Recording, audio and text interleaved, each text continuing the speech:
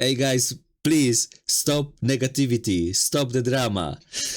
Welcome to my channel. Today I wanted to talk about this drama and negativity around PC gaming in general, that all the ports are barely optimized, developers becoming lazy, games are broken, switch to PlayStation 5. Guys, please stop. I've got this YouTube here and everybody's talking about problems with PC gaming, that the world is ending. Even Digital Foundry suggesting to play on PlayStation 5 instead of on PC, but at the same time, in Jedi Survivor, they suggest to play at 30 FPS because it gives more stable performance than on performance mode that cannot hit 60 FPS. Am I the crazy one? Or everybody is new to PC gaming? And I believe that they just telling people what people want to hear. Because what's happening now is exactly what happened 10 years ago when developers were switching from PlayStation 3 to PlayStation 4. And now they're switching to PlayStation 5. And yes, it's brutal at first, but it's briefly, it's temporary. Guys, just relax. So let's bring some history back. And I've got this very advanced, very premium slide. Look at this. It's high tech.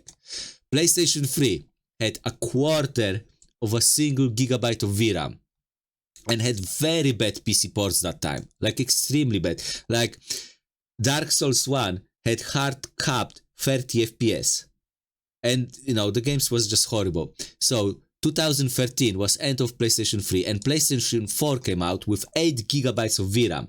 The same year, Nvidia had released GeForce 760 with 2 gigabytes of VRAM and 780 Ti, that was the top end, 3 gigabytes of VRAM. And later we had Titan with 6 gigabytes of VRAM, still less than PlayStation 4 from that year. Guys, it was brutal. It was very bad for PC gaming back then. And it's just 10 years ago, just one generation of consoles ago. So, I don't know, did people forget about this or everybody is new? I think everybody's new. So, CPU that time was like really bad, even back then. It was half the speed of Intel 4-core CPU, even though this one had 8 cores. It was very bad CPU. AMD GPU, it was about similar to what was there, and it was less than 2 teraflops. And guys, just for comparison, 1060, which is considered like too old already, had more than double the performance. 3060 had more than 6 times the performance. And somehow we consider this PlayStation 4 games, Resident Evil 4, Spider-Man, God of War, Horizon Zero Dawn, Days Gone, Red Dead Redemption, are so amazingly well optimized. They are brought as an example of well optimized games. Guys, try to play those games on these specs and just tell me how it runs.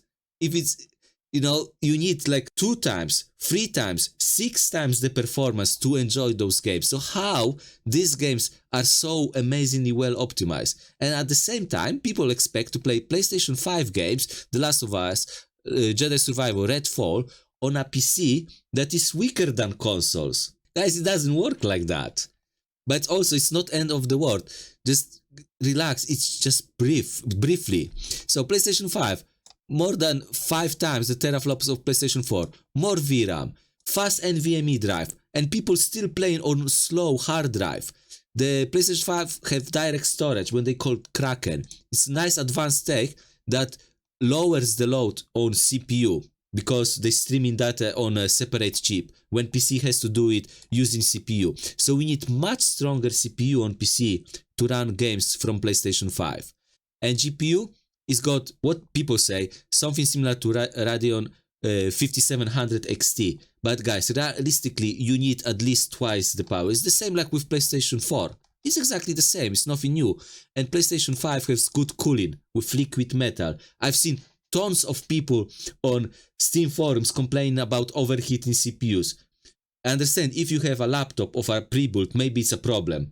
But if you build your own PC, just sort it out. Because you cannot have overheating CPU. And I know people saying, oh, but all the other games were working just fine. The other games was PlayStation 4 ports. Now we're switching to PlayStation 5. Guys, just fix your PC, guys. So, and people also don't know that even hard drive affects your performance. Like, look at this.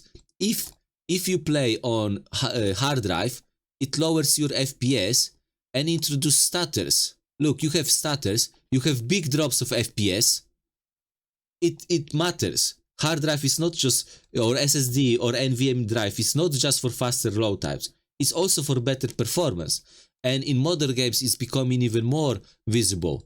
Like, it does affect your FPS. So that's on a side note. So what we can do, and there is few solutions. There are few solutions. So this slide here, again, very advanced slide. Nice. Pro. Solution. Buy PlayStation 5. No, well, I'm joking, but not joking. Just guys, buy PlayStation 5 and find out. And you will see why people prefer PC gaming. And there is no risk. You buy the console, and if you don't like it, you can sell it for the same price, especially if you bought it used. Or you can spend stupid money or top-end PC right now and enjoy all the games. And you don't need to be rich. You just need to be responsible. Well, don't do this, but if you really want, if you're really crazy, you can use your credit card or take a loan or whatever. But guys, just don't do it because you can easily get burned. PC hardware gets replaced every 2 years, more or less. If nothing is delayed, like the new generation of hardware is coming out every 2 years. But you can get decent CPU right now, spend a lot of money on CPUs and play those games and buy those GPUs, and you should be fine even today.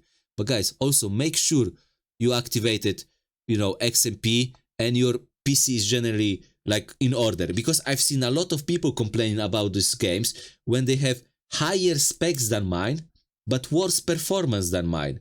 And it's something wrong with those people's PC, because look, I had to prove people, this is by the way, this is my benchmark, this is me, this is my specs. It's not top tier PC. And I had to show people how the games perform for me, And of course, I had big drops, but in general, I enjoyed those games. It was fine for me. I really enjoyed those games. So I also had to prove people that Elden Ring works fine, that Returnal works fine for me. So yeah, sort out your PC, buy expensive gear now, or just skip this generation, what a lot of people do because they're wise. This generation is pretty bad.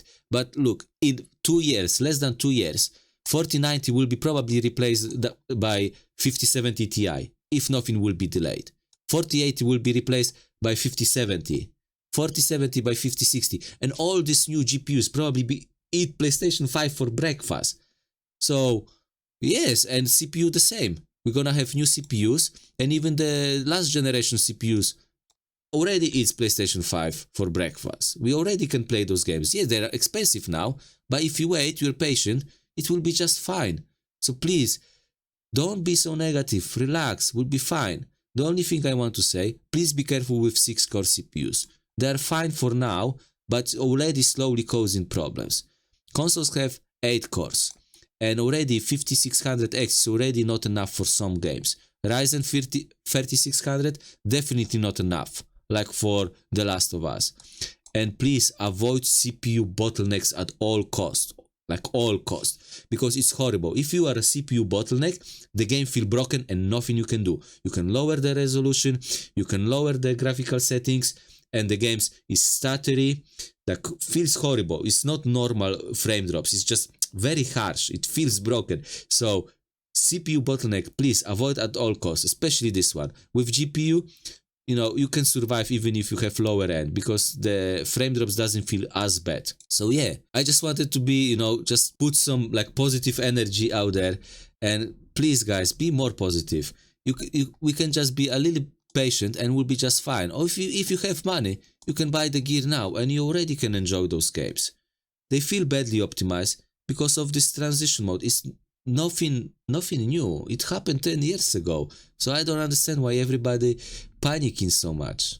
So yeah, please let me know in the comments below what you think. Obviously, smash the like, subscribe, and thank you for watching.